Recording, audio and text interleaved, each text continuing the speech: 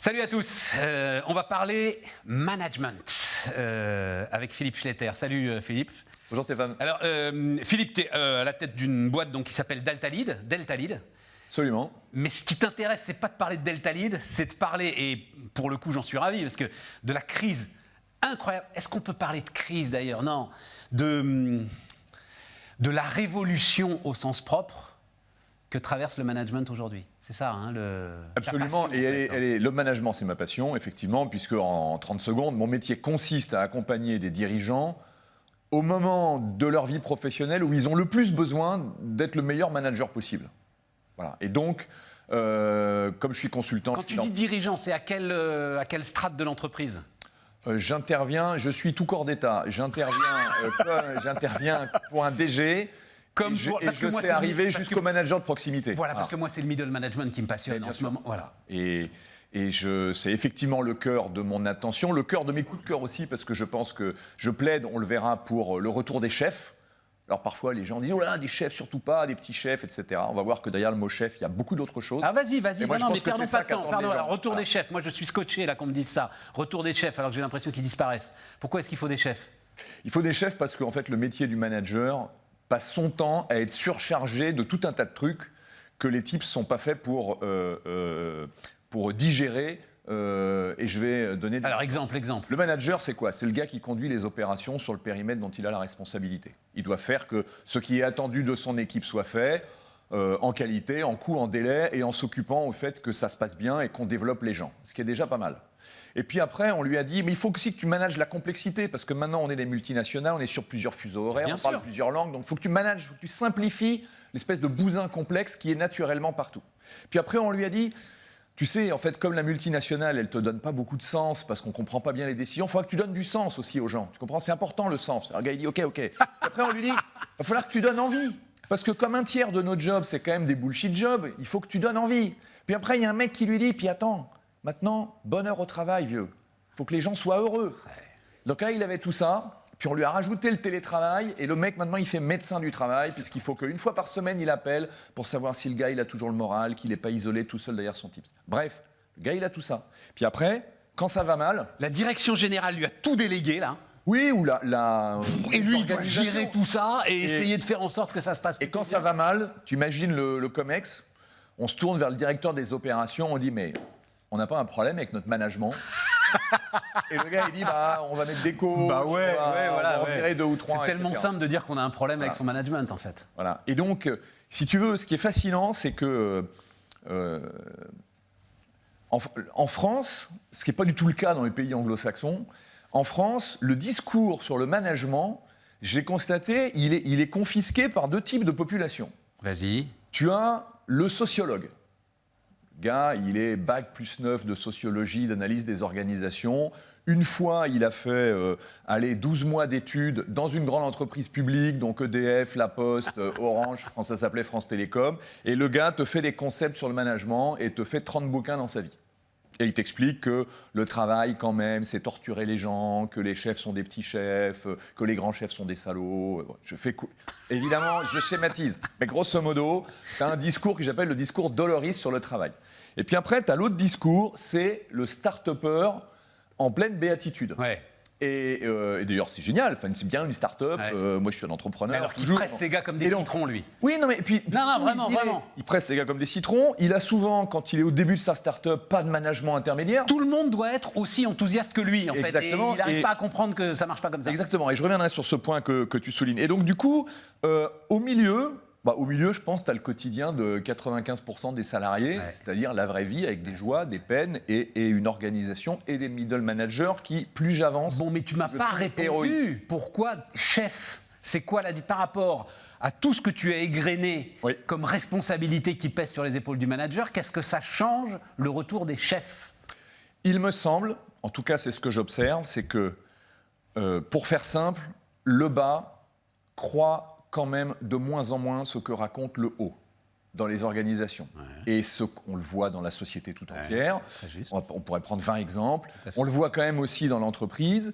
Et alors que le haut a de plus en plus besoin que le bas se transforme de plus en plus vite, soit de plus en plus agile, et patati et patata. Et donc, Ça, c'est la première chose. Deuxième chose, c'est que l'entreprise a englobé plein de dimensions de la vie personnelle du collaborateur. Quand on te parle de RSE, l'entreprise citoyenne, avec des salariés citoyens, on déplace le sujet. On n'est plus dans le simple cadre du contrat de travail. On est d'accord. Quand tu es dans... Jusqu'à la santé aujourd'hui. Et Voilà. jusqu'à la santé aujourd'hui. Et donc, en fait, on se rend compte que le manager doit intégrer tout ça. Et en fait, ce qui vraiment est attendu de la part des collaborateurs, ce sont des gens qui décident, qui prennent l'initiative, qui sont courageux. Et c'est ça, les valeurs archaïques. Alors, attends. Donc, c'est ça dont j'avais la pression. C'est que tu penses que le manager, en fait, il doit s'affranchir de sa direction générale.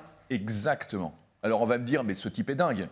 Je ne demande pas à ce que partout poussent des petits indépendantistes dans les boîtes. Si c'est ça que je vendais à mes clients, ça fait longtemps que je ferai autre chose. Bon, je ne sais pas quoi, mais bon.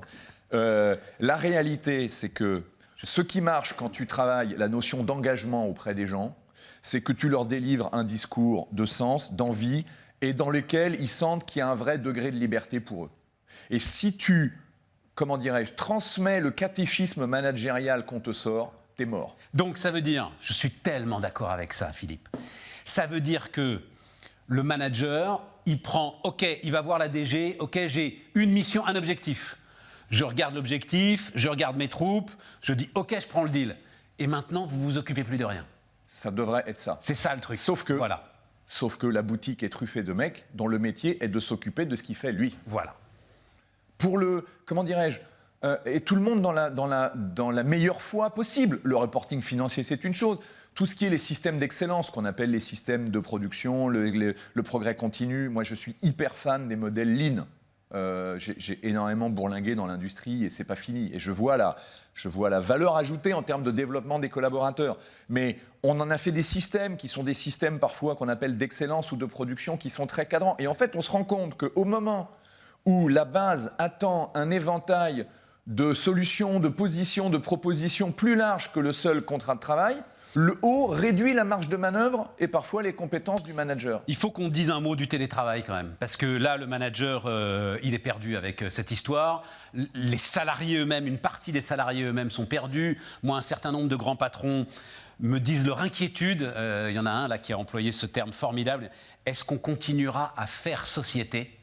Mais j'adore cette phrase, cette phrase. Donc là, le manager, il a un rôle central, mais comment est-ce qu'il peut gérer ce défi du télétravail ?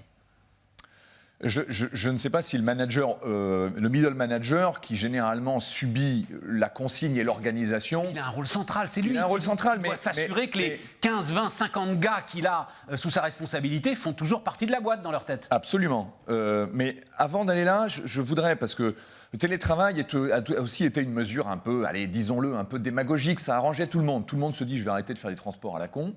Les patrons se disent, je vais diviser par 2 ma surface de bureau.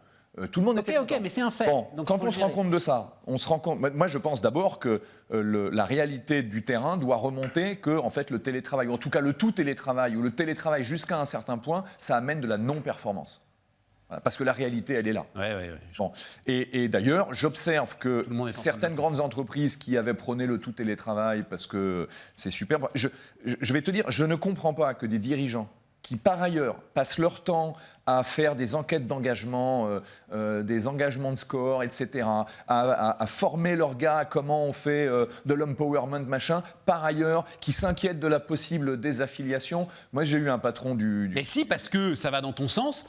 Le manager va réussir à régler voilà, il s'inquiète de cette équation insoluble. Il s'inquiète de tout ça, et au premier virage où ils se disent, tiens, sur une crise sanitaire, je vais faire un peu de gain, ils te disent, donne le tout télétravail. Donc évidemment, on revient en arrière. Et puis tu as les syndicats là-dedans, qui, comme on peut s'y attendre, n'ont pas été bons.